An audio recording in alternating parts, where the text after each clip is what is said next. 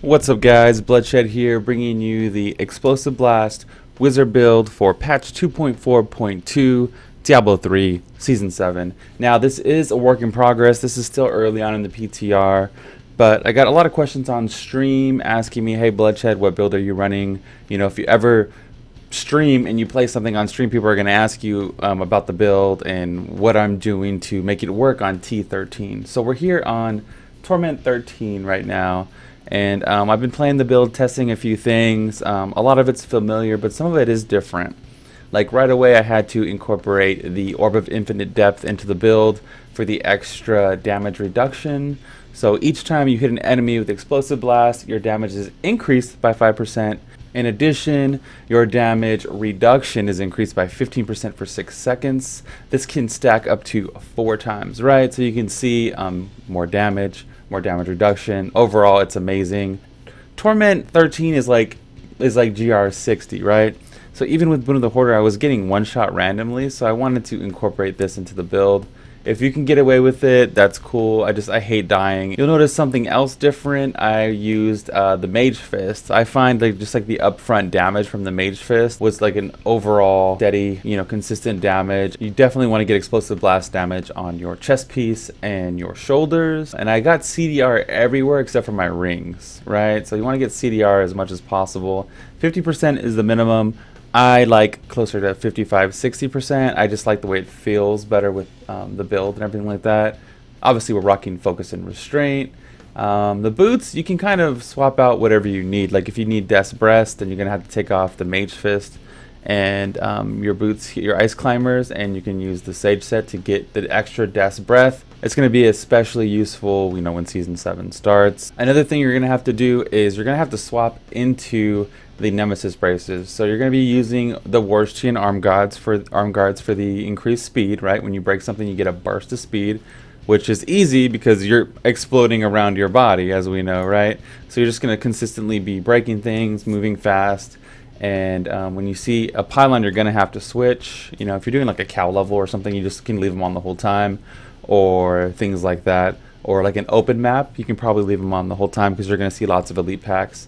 But typically, you're going to want to have to switch to them. So I would hotkey your inventory just so you can go like boom, boom, right? Boom, boom, and put them back on. So just like that, you want to hotkey it for sure. Everything's going to be in the link down below in the Diablo fans build guide. And by all means, it's going to be a work in progress. I'm going to test it and find the right spot. Like I've been trying to use the Ashnagar's Blood Bracer to give us more survivability. I just find on Torment 13, like we do take spike damage out of nowhere, and I'm trying to avoid that. So these are my passives here. Elemental Exposure is additive damage, so it's not like the greatest thing ever, but it is a damage increase. If you find yourself dying too much, even with all the defenses that we have set up, I would swap in Galvanizing Ward. As long as you have not taken damage in the last 5 seconds, you gain a shield that absorbs 60% of your total life and damage. So that's a nice way to kind of get like a defensive boost. But if you don't need the defense, you can scale it back, use Elemental Exposure. Illusionist is good because of when you teleport, you get a little movement speed increase. I'm just trying to stack the movement speed while maintaining our survivability as much as possible. Shoulders are another one that it's really up to you. I prefer Corruption Shoulders because of the gold and health pickup radius by 7 yards. But you're more than welcome to use like the Death Watch Mantle if you just want to squeeze out a little bit more deeps. And you can also use the homing pads. Now I have a sneaky suspicion we're going to be using Kaldason's Despair on our farming gear in T13 to get that 2-minute run down packed, right? So be prepared for that. I think that we're going to have to augment our farming gear, which is kind of exciting and gives us more stuff to do in a weird way, right? Legendary gems are a little bit flexible as well, but I really would say stick with Bane of the Trapped, Bane of the Powerful, and Boon of the Hoarder. Again, it's all synergistic. If you swap anything, you can swap the Wraith of Lightning with Bane of the Powerful, but I really like the increased damage against elites, even though it's only 15%.